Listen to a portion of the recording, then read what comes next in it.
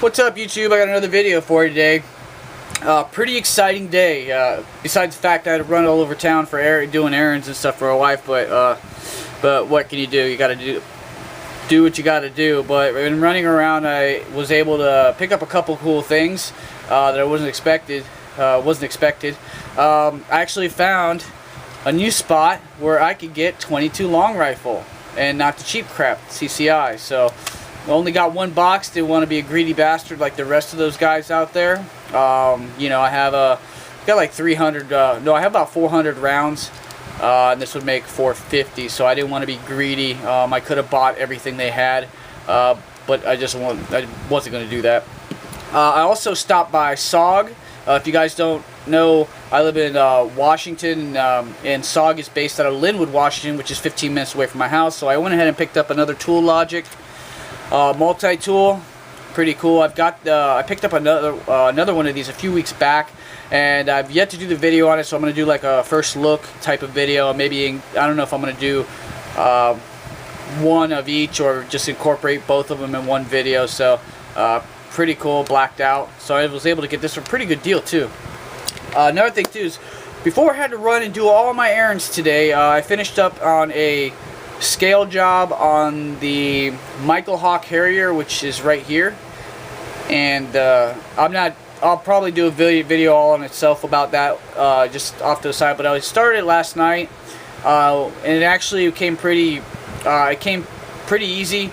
It wasn't too bad. I was able to do some custom trim stuff and some cool stuff there. I actually went with a reptilian pattern on there, and I kind of knew how to do it in the past and had messed around, but really never got it right. But Jeff, aka Tough Thumbs, he had a tutorial on how to do the reptilian pattern. He did an awesome job explaining it, and I figured out the one little thing that I was doing wrong. And you know, as soon as he did that, I grabbed a scrap piece of G10. Almost even before the video was ended, I was grinding up, and I was able to do it, and I was pretty stoked. So, you know, awesome. Thanks, Jeff. Probably don't watch the videos, but thanks. That was awesome. Glad you're doing those tutorials.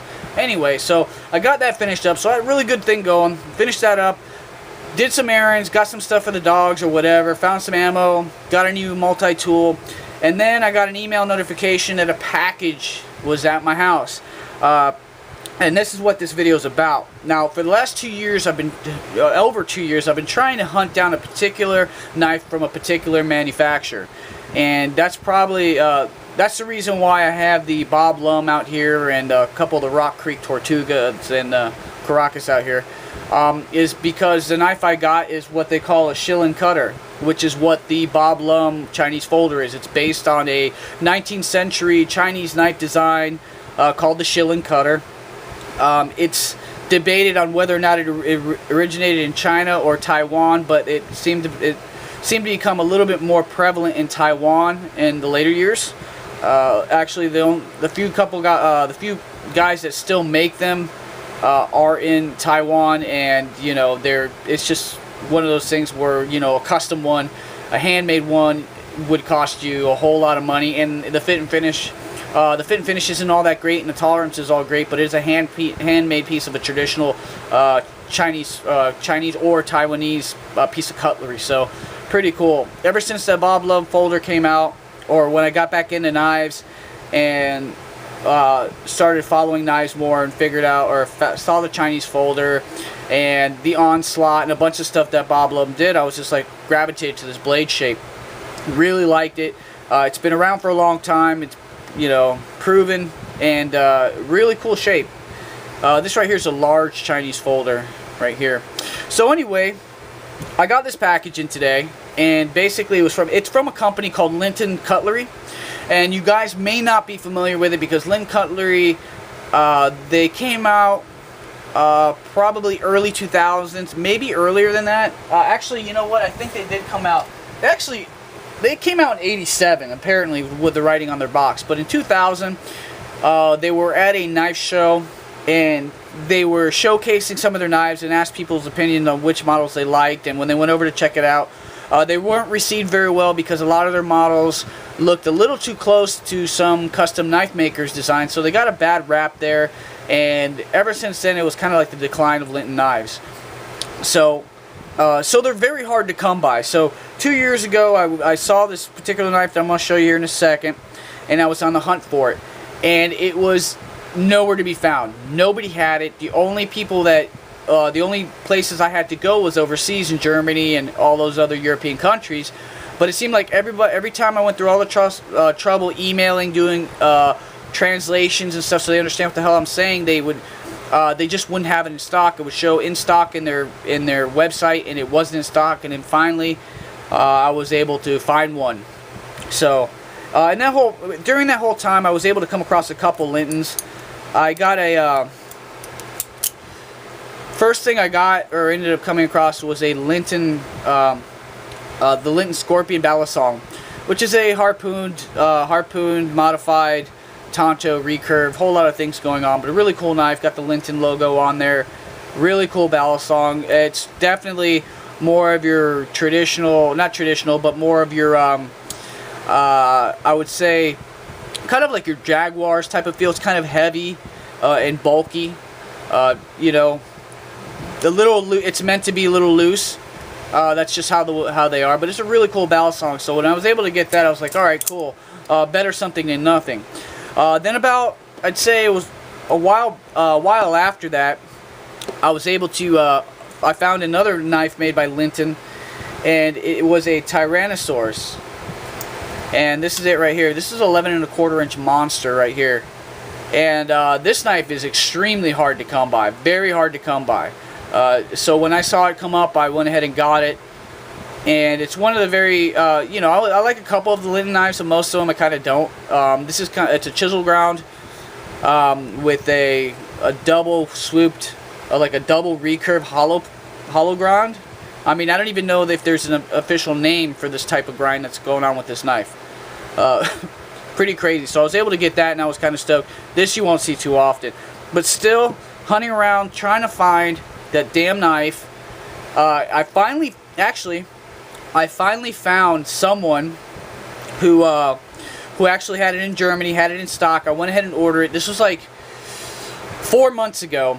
It made it all the way to my post office, and because some kind of discrepancy in the address, it was shipped all the way back to Germany. I believe they should have it by now, and they said that they were going to reship it out. Well, about a week ago, I happened to find it on eBay, and I wasn't going to let it go. I'd rather go ahead and have the possibility of having two than have none at all, and I went ahead and jumped on it. I paid quite a bit of money for it, but here it is.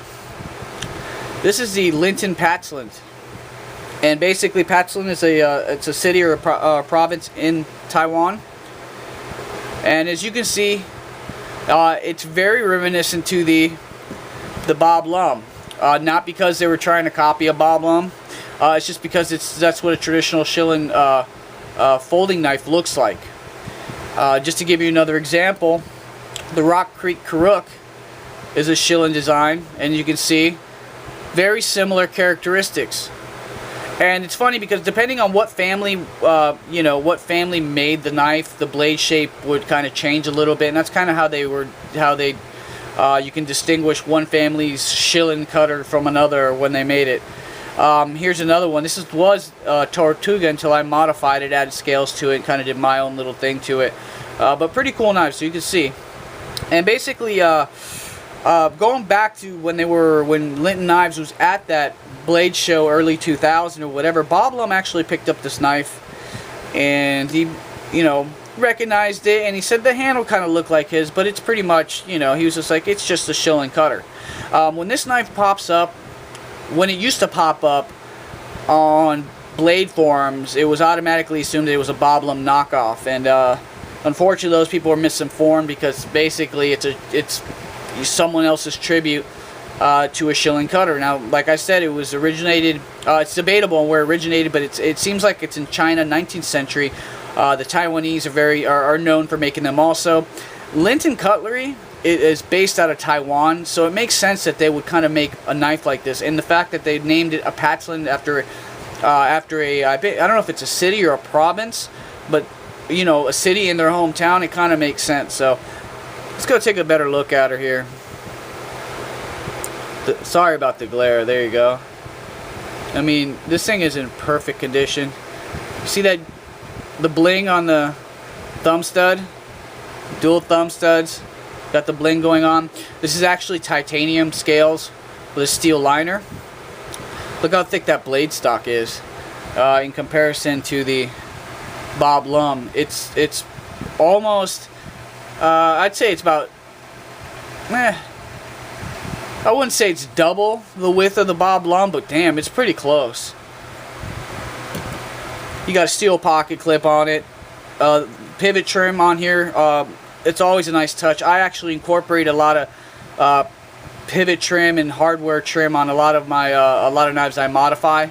I think it's a nice touch to a knife, and you know, it looks pretty cool. Especially I like the contrast and finishes where you've got the satin on the trim here, the satin on the hardware. The titanium is one finish, and then you've got the satin finish on there, and then they top it off by blinging, doing that rocked out or iced out thumb stud there. Pretty damn cool knife. But this is what I've been anticipating for over 2 years. If I'm lucky, the guys from Germany will send me my knife, and I'll have 2 of them. You know, for me, this is a Grail knife. Now, it's not the typical, not everybody's typical Grail knife. Like, you know, most people don't consider a production knife to be a Grail knife. But this thing is so hard to come by, and the struggle I've been through to finally get it, yes, I do consider it a Grail knife for me. And to tell you the truth, even if, you know, if you wanted to buy this from me, I would never sell it. When I get the other one, if I have 2, if I were to sell the other one, you'd probably end up paying me as much as you would for a custom knife, just because they're that hard to come by. Now, you know, depending, if you want it bad enough, you'd buy it, but most people won't. This is kind of a, you really have to like the knife. It's like how people get, you know, like kukris from Tibet, you know, and spend a lot of money on those or whatever. It's just got to be something you're into, and I couldn't be happier to have it right now. But anyway, guys, we're at 12 minutes. I figured I'd go ahead and share with you my excitement on my new acquisition, and I will be posting up some new videos here shortly, showing off some of that Tool Logic stuff I've got. The Michael Hawk Harrier. And I've got a couple SOG axes and stuff coming. I got a badass fixed blade coming, and I can't wait to test. Planning to do another test video with a handful and a whole nother batch of fixed blades, so that ought to be pretty fun.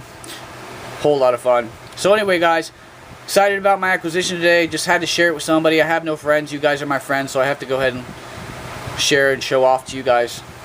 So thanks for tuning in and bearing with me throughout the whole 13 minutes of this horrible video. You guys take it easy. Subscribers, new subs, thank you so much. All your support's greatly appreciated. You guys take care.